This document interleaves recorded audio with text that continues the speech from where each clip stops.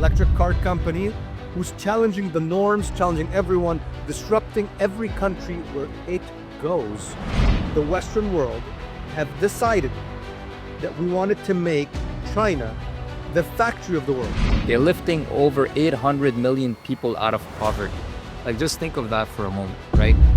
Cheap labor is everywhere. It's like, and that's how this whole thing started. So you can afford to make your product in another country. Like now people are exploring Mexico and, parts of Africa. Was it a mistake that we've allowed them to build 70% of the iPhone? The positioning of China in the world, in the global economy, it being the factory of the world right now, and how it's positioning itself in this world, in this war, and why it chooses to speak up or not speak up in certain situations.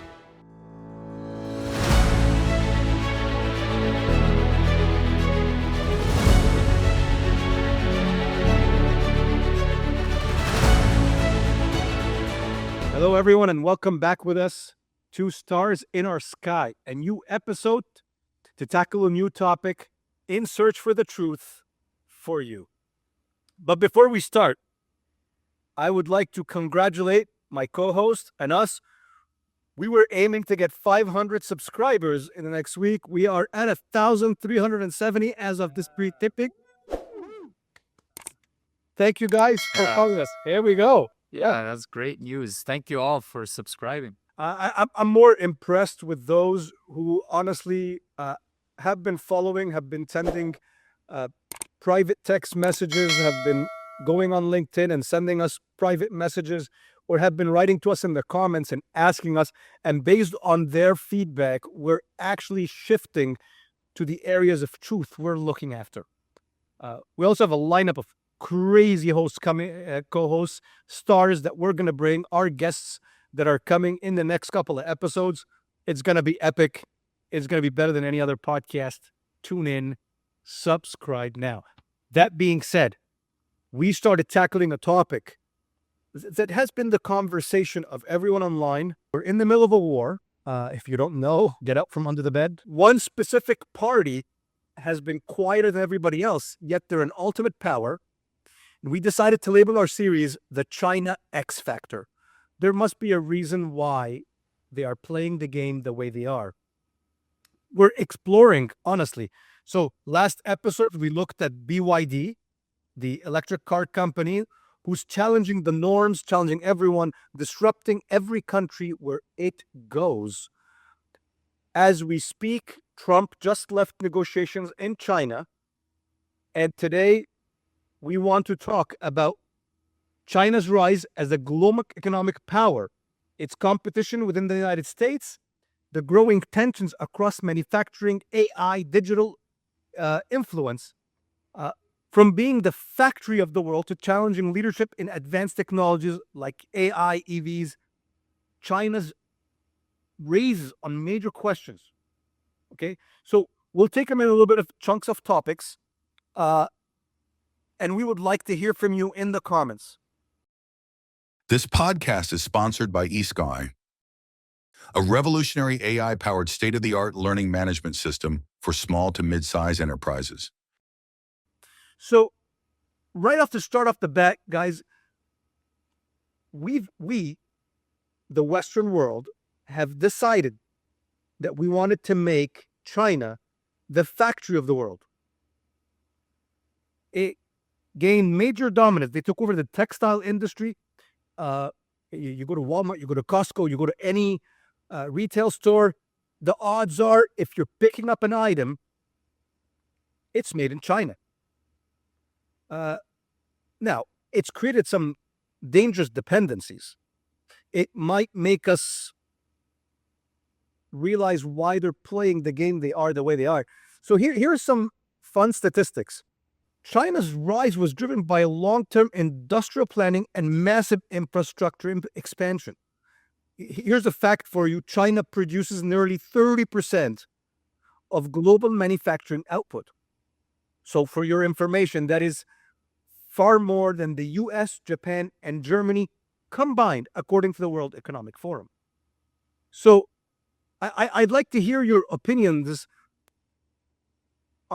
Are they just dependent on us, or are we dependent on them? Have we created this vicious cycle where we all have to have some sort of stability for this fragile economy to work? I hear people talking about a reset. I don't know. I'd like to hear, Ria and Gabby, your opinions on this. Where is this China being the factory of the world leading us? Yeah, well, I look at like what China is doing, and if I look at what they're doing for their people, right, putting themselves first, you look at like some weird statistic. I see what they're doing for their people, and I think they're putting the Chinese people first, which helps them grow as an industry. They're lifting over 800 million people out of poverty. Like, just think of that for a moment, right? They're doing good for themselves. And so they keep pushing that, and we keep encouraging them, right? And that's something from the World Bank that was saying that. So if they're putting their standards up, and they found a formula that works, and we keep buying from them, then that keeps encouraging them. I agree, Abby, but I think this is where we slightly went wrong, because we played a fair game. The goal was to create an economic balance where, hey, we get to globalization was supposed to be about, hey, you outsource where areas need, you solve poverty problems, and I like it. Yeah. But as they Outsource as they get richer and their GDP increases, their currency goes up. So it balances. And the whole idea originally was that everything will end up rebalancing, and you'll end up getting some stuff, and some countries are going to be experts in some things versus others, and the whole world will complement each other. Then some people decided to manipulate their currency. And hint, they're the subject of our topic today. Before, Gabby was talking about the goodness that China has produced because they're taking care of a lot. They've removed people from poverty. The number is significant. Gabby, what was the number? Oh yeah, they're like over 800 million people out of poverty. That's from the World Bank directly, right? So that they're putting their people first, and rightly so, right? And I agree with you. I think that's great numbers. I'm just wondering, why is other countries not doing the same? They're trying. How are we trying? Everybody's trying. They just figured a way to make things cost less, and that goes back to the discussion we had on BYD last week, which is all about how do you manage to produce for less. I would argue that a third of Canadian children couldn't afford breakfast before school in public schools. So, because someone is choosing to manipulate their currency, are we simply shifting the problem from one area of the world to another? I'm unsure of that. I'd like to get your opinions, guys. Like, is the fact that they're not playing a fair game? Cancel.org, redefining global consulting, delivering world-class solutions through proven methodology, measurable and sustainable results. For me, Malik, it is, what? China's got a lot of people, and, coming from Africa, Africa's got a lot of people. So, cheap labor is everywhere. It's like, and that's how this whole thing started is, you employ a lot of people, and then the labor cost goes down. So you can afford to make your product in another country. Like now people are exploring Mexico and, parts of Africa. And, how do we get components and then assemble them in our country or wherever it is. And then we label it made in the UX, you know what I mean? Or made in Europe. So, it's gone from, in my opinion, from producing raw materials. They import the raw materials, they manufacture it there, they export the components, and then it gets assembled somewhere else. So, and it's a logistical nightmare. I mean, if you speak to people about logistics, when it comes to, getting parts from China or wherever, all over the world, like COVID proved to us, it becomes a nightmare to get all of those parts, get the ships on the water, go through the ports. Then you've also got the economic stuff with, driver's licenses and stuff in, the EVs and the trucks in California at the harbors. How many issues that we have with getting products to actual companies because there wasn't enough trucks to get the containers to the plants. So I think China has managed to become very dominant in the manufacturing sector. But these days, we deal with a lot of customers, and I think there's a lot of stuff that's getting now. People have realized we can't farm out everything. We've got to keep some things in here, and we've got to just take the knock, make it at a bit more of an expensive, rate, but at least we got a better control over it. Because of political tensions, all this stuff is, it really influences the markets very quickly. Do you think part of it should be part of national security? For example, during COVID, antibiotics, I believe at the majority, we've lost the skill to create them. They were only being done in China. I think, I don't think it's just that. I think it's if you look at the U.S. military with, AI chips and all that kind of stuff, all the stuff that's getting talked about now, with Trump's visit to China about, do not touch Taiwan, all the AI stuff that's going around. I do think there's issues with national security, and I think the superpowers are very, very aware of this.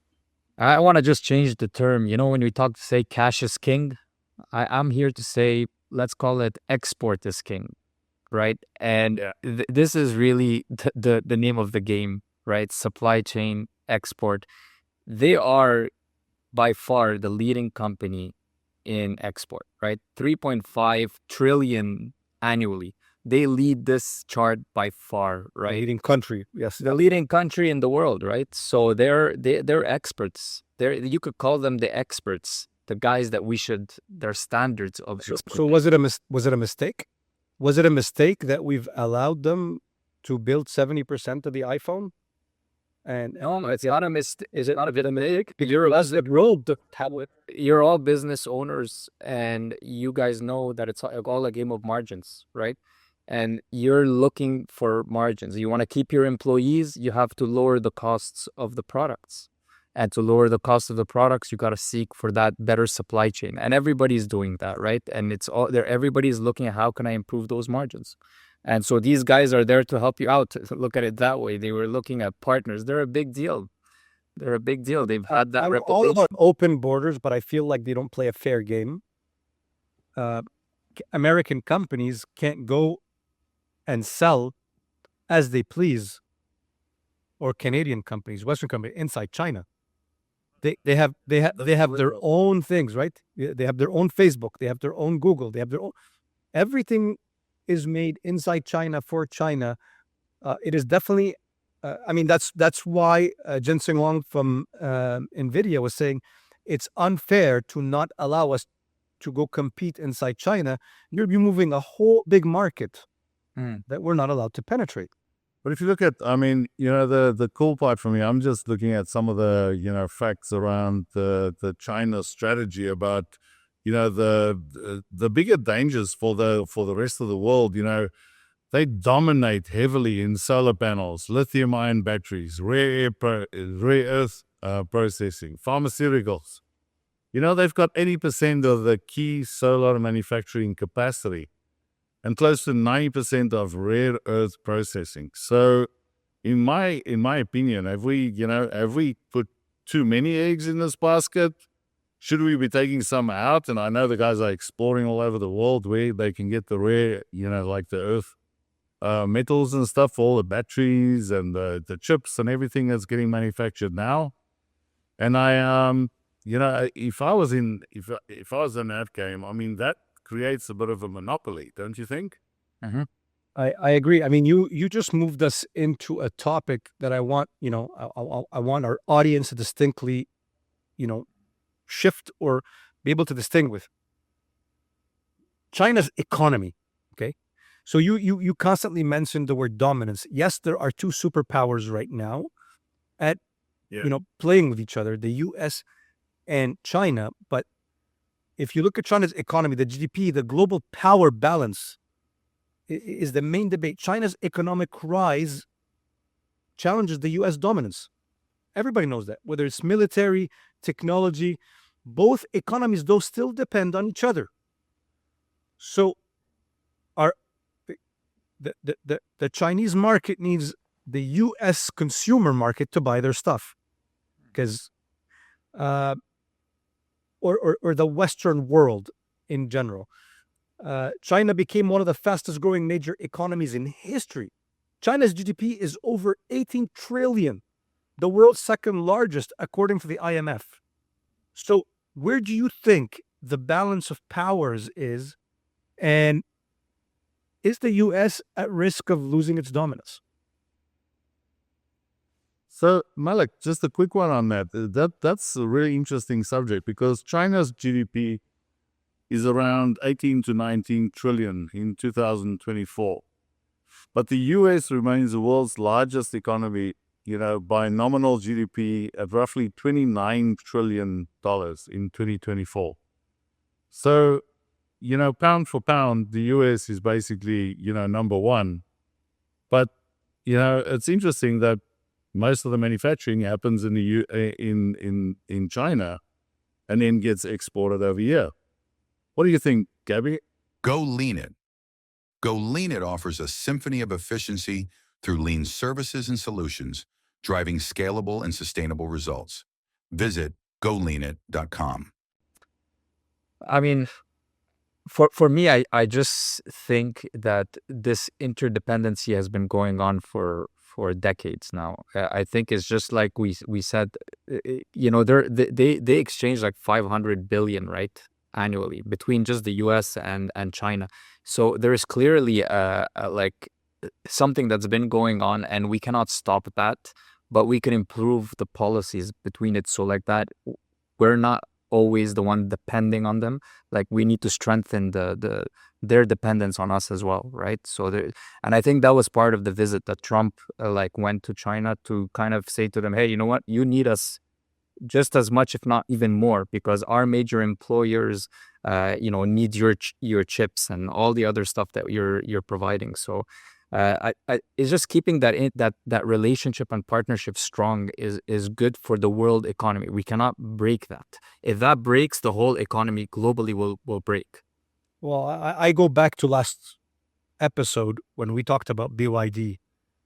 If you're unfairly backing an industry, even though it's a private company, and you're constantly dumping money to make sure their dominance in the marketplace, they could sell at better price. They can have better supply chain. Is that balance you're talking about working, or should countries go back to, and I'm not saying I am for or against that, but having a certain percentage of certain things of industries done in country? Like say, hey, in order to maintain our independence for security's sake, 20% of antibiotics have to be done in country. Whether you're Canada, US, the UK, you need to start getting back certain skills for independence. Okay, 20% of energy should be, produced internally, and we cannot have a singular source of import that is higher than 30%. So nobody's holding. Is that a real legitimate argument? Would you guys say? I think it's possible. Is that protectionism? I think it's possible, but you're gonna have to watch out for the labor cost at that point, and that's where usually it comes down to.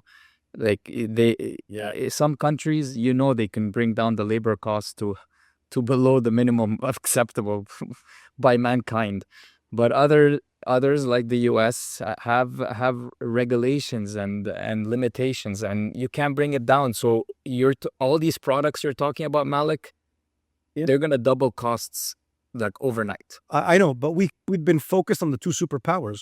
We keep talking about the US and China, you realize China is the largest trading partner for over 120 other countries. That is power. Hmm. That is That is power. Th- And that's why they don't care for a military conflict. They want people to keep buying. yeah. But you know, what's interesting is also the rise of places like Vietnam, you know, Mexico.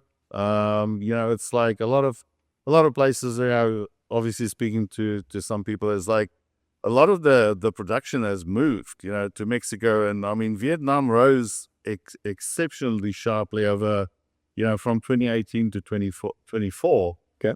Just purely because they opened up, you know, the markets to the world, and they've got the labor and everything else. Whereas China now, you know, they've got some serious unemployment issues at the moment. They actually stopped reporting their numbers because their unemployment numbers are absolutely soaring. So, you know, there's a lot to say for, you know, the balance, like you say, Malik. You know, it's like, so we're trying to move stuff around, but it has, you know, these unintended consequences. Yeah. You know, now China's struggling with, you know, unemployment, especially among the youth.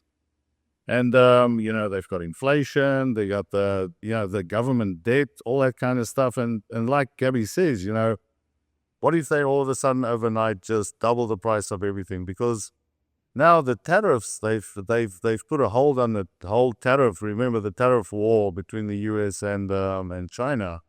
But they've realized, look, we just nailing each other. So, you know, they've put a hold on that. At the moment there's a big hold on that because it really influences, you know, the influx of money and, you know, everything across both countries. So, and I think this is where other countries, if they're clever, they start stepping in and they start filling that void, you know, of, hey, you guys have got a large, you know, unemployment issue. Hey, we've got one too. Let's say like Mexico. Let's start producing, and we can. I mean, if you go look at the Mexican northern border, there's a hell of a lot of manufacturing happening there because it's so close to the US that you basically just have to cross the border and off you go. You know, in a legal way, obviously. But, you know, with China now, you're also looking at slower population growth and aging population. And I mean, you know, it's all these little things that are interesting considering the standard and the quality of the technology coming out of China, which is mind-blowing, you know? I guess what I heard you say is there are laggers that are coming in from other developing countries, like Yeah. Mexico, like some South American countries, even Africa, by the way, has stepped up to the plate Oh, yeah. in outsourcing. So the manufacturing part, at least for less complex things, are moving. Although I visited in Rio a Volkswagen plant. So there's definitely in Mexico some Volkswagen plants as well. So there is manufacturing in other areas, which shifts us honestly to the third topic, because maybe they're purposefully maintaining some manufacturing dominance, but they're really focusing a lot on the AI race. Correct? So if you go look at the AI race, the future industries, whether it's the TikTok power war that just happened, the main debate, the future power struggle is being defined by who's going to get to the general artificial intelligence first, who's going to have more data centers, who's going to have the advanced industry, who's going to own the robotics, who's going to own space and have the digital influence. And these are not traditional economies. Who's going to be in the Bitcoin and the digital currency, right? There's definitely a currency conversation happening. So if China's targeting dominance in future industries, and we can talk about that in the next podcast, but the two we can talk about right now, which we spoke about, AI and EVs, fact is China leads over 60% of global EV sales. That's according to Bloomberg NEF. That's a huge number. Rian, what are your thoughts on that? I think we are living in really incredible times. I think you mentioned the word reset earlier. I think it's more of a reshuffling at the moment because I mean, there's all these, the AI race, everything else, is happening. But if you look at like the US manufacturers, like Apple, for interest sake, I mean, their sales, and everything else that go along with producing the Apple iPhone and stuff. I mean, it's in the almost hundreds of billions of dollars coming out of China. So, but that to me is, coming from a continuous improvement, background, that is not sustainable. I mean, if you've got that kind of, dominance and you've got that kind of dependency on other, one place and one country, then yes, you should be building factories in Texas. You should be building factories in Florida. And I think that's busy happening at the moment. So you see this big shift happening. And look, if I was China, I'd probably not be too happy with it because in 2-3 years' time, those factories are going to be online and they are going to be challenging, the status quo. And, I heard an interesting fact yesterday from one of my, colleagues in the fact that, we can't get AI robots to replace the humans at the moment because they are too expensive, to manufacture. But we all know it starts off like TVs, nice flat screen LED TV. What did that cost like 10 years ago, You got a nice big, 90-inch or 95-inch LED, you paid like 20 grand for the thing. Now they're giving them away at Costco and, for like $500 each. So, it's all these things that I think people are really, I think COVID woke up a lot of the logistical part of things where people realized, we can't just have one place that the stuff comes from. We got to diversify. But where we diversify, that's the key at the moment. It's like digging for oil in my head, it's like trying to find those pockets of oil and then, tapping into those resources and making sure that your quality stays the same. Because we know the consumer, they have a certain standard, especially in America. So, at the end of the day, for me, it's like there's so many different factors that in play here. And it's interesting that Trump took with him, 30 CEOs of massive companies, all billionaires from the US with his visit to China. Yeah, it looked like a tech conference. It did. I mean, it's a show of force and everything else, but it's like even, the Prime Minister of China, Xi, said it, we need to be working together, not against each other, because I think they can all see this is where it's going. It's going down this path where, people are not just depending on one source of, manufacturing or one source of, I don't know what you call it, but they are diversifying. They are looking at other options. And that to me is the interesting part. What do you think, Gabby?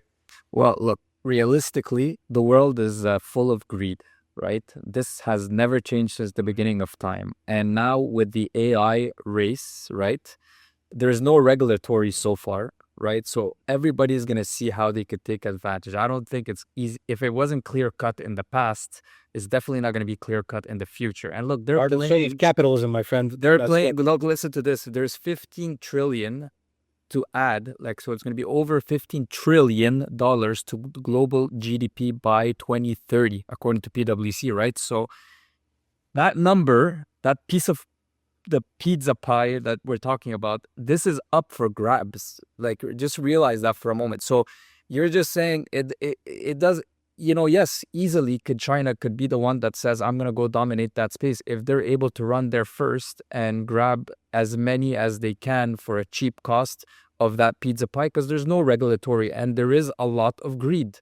That's never going to change. So we're in for a ride. And definitely some countries are going to fall behind and fall in the crack completely because the ones that other countries are going to be miles ahead. So it might reshape the map. It might reshape the map for sure. It's going to reshape the map for sure. For sure. We definitely agree. Think about India for a moment, okay? India, the IT tech of the world, they're gonna take advantage of that like easily. They're gonna be ahead of the game while other people are gonna be suffering that we're dominant. So When we talk about the industries next episode that China decided to take over or make a priority, when you go look, AI is a national priority for China's global strategy. And here's a fact: China declared AI leadership a strategic goal by 2030. And that's according to Forbes magazine. So they're eyeing that. They know it's a race. They're focused on it. They know this could flip powers. It's no longer a weapons war. I think we're living a Cold War. Remember when we had the race to the moon? 100%. I think right now I'm it's not the that old. race to general AI. I wasn't. I mean, I remember hearing about it, and I wasn't there either. But I guess it was the same thing. I watched the movie exactly. Um, any final words, guys, about the positioning of China in the world, in the global economy, it being the factory of the world right now, and how it's positioning itself in this world, in this war, and why it chooses to speak up or not speak up in certain situations? Malik, I'll just go quickly first because for me, it's all about strategy. I think these guys are being extremely clever about the way they're going about things. They're playing the long game. And, they, after World War II and all that kind of stuff, a lot of manufacturing moved to China and, we got it cheaper and everything else. But these guys are very, very well aware that, even China is, they dependent on some, like external, how can I say, technologies. So, China imports roughly about $380 billion worth of integrated circuits. They import from the US, Taiwan, South Korea, Japan, the Netherlands. So I think they already realized that this thing is not sustainable a little bit before the rest of us. So if, for me, it's, bring the popcorn, sit and watch and see what happens because, with the AI race, with data centers, with energy becoming a commodity, energy, we're talking about tokenizing, energy. So how much of that is going to be sustainable moving forward? When you have to replace a data center every 3 or 4 years and you're dependent on external technology. So for me, it's a bit of a wait and see game. I'm not gonna give my verdict yet because I think this is a big subject. But I do believe that these guys are extremely, strategic with their approach to what's happening. Yeah. There are certain things, honestly, I feel like quantity is better than quality. And I think the approach China takes with most of the things is they output a ton more experiments than any other country, right? So when you look at the number of AI manufacturers that are being competing for the same product, right? They have so many car manufacturers that people never even heard about, right? And how many of these fail versus how many succeed, it's a game of numbers, right? So their ability to quickly kind of copy and make things better, and output it into this world and beat the race, I think it gives them a way better advantage. So I could see them keep dominating in that space just by sheer numbers. So quantity over quality in this game is going to help them improve, quite rapidly. So that's my take. Yeah. Thank you, guys. I think in summary, we cannot ignore to our business partners who are trying to figure out what's their next business moves. The summary or the conclusion of what we just heard, you cannot ignore the China X factor. China is not your quiet bystander. They're very strategic. Oh, no. They're very disciplined. They are at war. They know they are at war, and they're most probably the instigator of it. Now, not to vilify them, like you said, they've definitely helped take a lot of their people out of poverty. They used to be copiers in certain areas. They are innovators. Are they as innovative as people in the Western world right now? That's a debate that should still have. Still, a big bulk of the innovation, whether it's robotics, um, AI, are usually launched in the Western world. That doesn't mean that China is not releasing a whole bunch of things. I didn't say that. Uh, it's going to be a wild race.